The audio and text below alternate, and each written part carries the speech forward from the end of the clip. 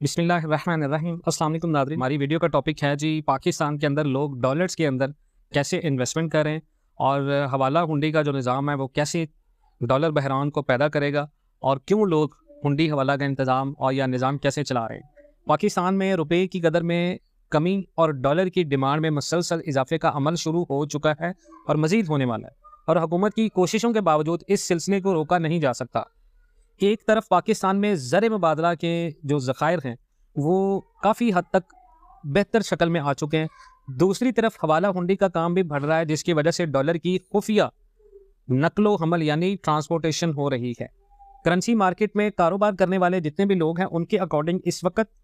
Government level کے اوپر جتنے بھی ڈالرز دستیاب ہیں وہ مارکیٹ میں سیل اور پرچیز ہونے والے ڈالر کی قدر میں 25 روپے سے زائد کا فرق دکھا رہے ہیں۔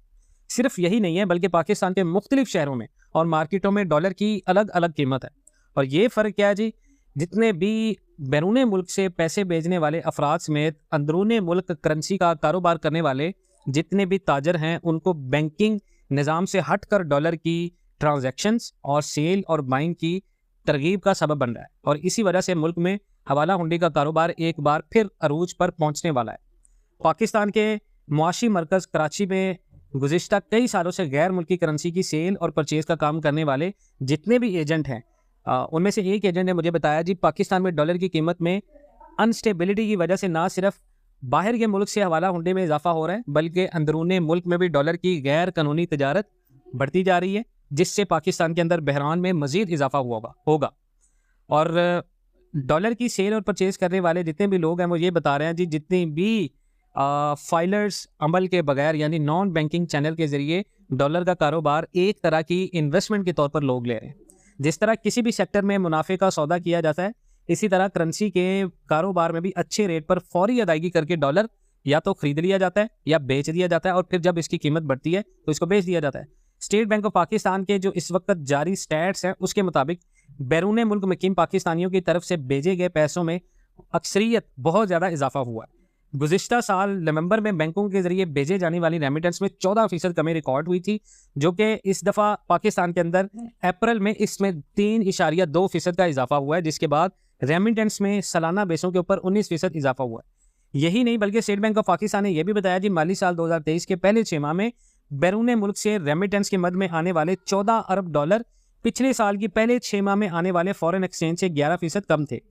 اب لوگوں کے اکارڈنگ یہ کمی اس لیے بھی ہوئی ہے کہ بہت سارے بیرون ملک پاکستانیوں نے بینکنگ چینلز کو چھوڑ کر پھر سے حوالہ اور ہنڈی کے ذریعے اپنے گھر والوں کو پیسے منتقل کرنا شروع کر دیے، جس کی وجہ گورنمنٹ کا ڈالر کے ریٹ کو کیپ کرنا ہے، پریمیم کٹ کو کیپ کرنا ہے۔ اب سوال یہ ہے، بہت سارے لوگوں کے سوال ہوگا جی حوالہ ہنڈی ہے کیا؟ حوالہ ہنڈی استعمال کرنے کا مطلب یہ ہوتا ہے کہ بجائے بینک یا کسی اور لیگل چینل کے تھرو رقم منتقل کرنے کے غیر رجسٹرڈ طریقے سے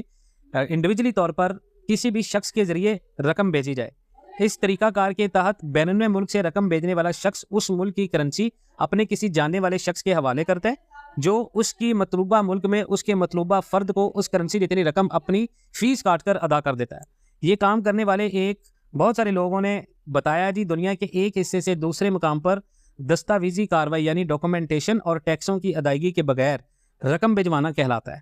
تو یاد رکھیے گا جی رقم بھیجنے کے لیے نہ تو بینکوں کی اور نہ ہی کرنسی ایکسچینج کی ضرورت پڑتی ہے۔ اس نظام میں مڈل مین کام کرتا ہے اور یہ کام زبان کی ضمانت پر کیا جاتا ہے۔ پیسے وصول کرنے والوں کو ایک کوڈ دیا جاتا ہے جسے دکھا کر وہ گھنٹوں یا منٹوں میں اپنے ملک یا شہر میں یہ رقم وصول کر لیتا ہے۔ اس ذریعے سے جتنی بھی بھیجے جانے والی اماؤنٹ ہوتی ہے اس کے استعمال کے بارے میں آگاہی آسان نہیں ہوتی، کیونکہ اس رقم کا کہیں بھی باضابطہ ریکارڈ نہیں ہوتا۔ حوالہ ہنڈی میں استعمال ہونے والا خفیہ کوڈ جو ہوتا ہے جس ملک سے رقم بھجوائی جاتی ہے وہاں سے مڈل مین دوسرے ملک میں موجود اپنے مقامی مڈل مین سے رابطہ کرتا ہے، اور جہاں یہ رقم پہنچانا ہوتی ہے اس شخص کو بتایا جاتا ہے کتنی رقم بھجوانی ہے، اور اس کی منتقلی کے لیے ایک پاسورڈ یا خفیہ کوڈ وہ بناتے ہیں۔ پھر پیسہ بھیجنے والے کو مڈل مین کی ڈیٹیلز دی جاتی ہیں اور رقم کی منتقلی کے لیے تشکیل دیے گئے خفیہ کوڈ کا دوسرا حصہ بتایا جاتا ہے، جس سے رقم وصول کرنے والے اصل فرد کی شناخت ہو جاتی ہے، اور پھر چند گھنٹوں میں یہ رقم دوسرے شخص تک پہنچ جاتی ہے۔ اس کام کے لیے مڈل مین اپنا کمیشن لیتا ہے اور مختلف ملکوں سے کام کرنے والوں کے مختلف کمیشن ریٹ ہوتے ہیں۔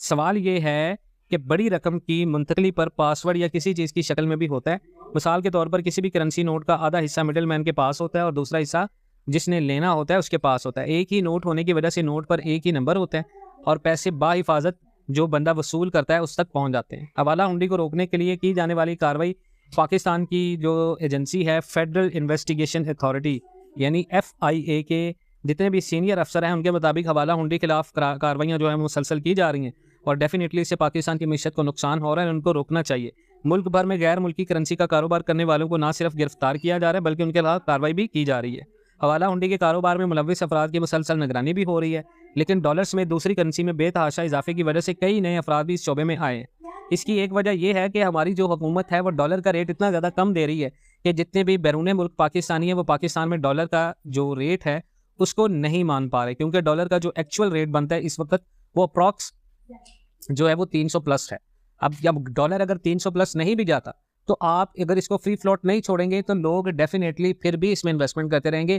یہاں تک کہ پاکستان کے جتنے بھی فورن انویسٹرز ہیں ان کو پتہ ہے کہ ایک نہ ایک دن یہ پریمیم کیپ ہٹے گا اور ڈالر اپنی ٹارگٹ پرائز کے اوپر جائے گا۔ آپ اس